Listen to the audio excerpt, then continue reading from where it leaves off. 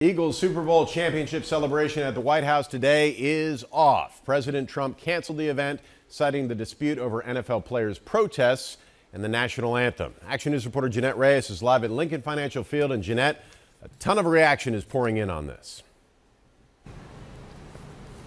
That's right, Matt, and the reactions and the conversation still ongoing on social media, really everywhere you turn. Now, we are learning, according to ESPN, the team actually didn't find out that this was canceled, that they weren't going to the White House until that statement came out from the White House with President Donald Trump calling it all off. We are also learning that the team owner, as well as Coach Doug Peterson, did plan on going. Just because players don't want to go, there are other players who did want to go.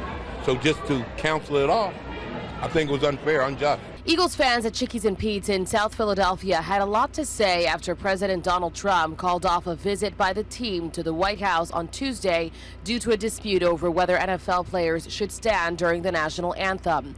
The White House sent out a press release canceling the event. In it, Trump says that some members of the Super Bowl championship team, quote, disagree with their president because he insists that they should proudly stand for the national anthem, hand on heart. I think it's wrong to cancel it. I really do.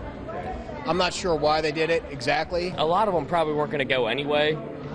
And so, I mean, I feel like it's a preemptive move for Trump to not invite them.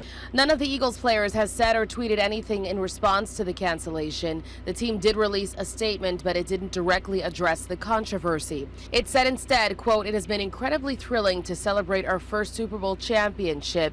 And it goes on to say, quote, the team looks forward to continuing our preparations for the 2018 season.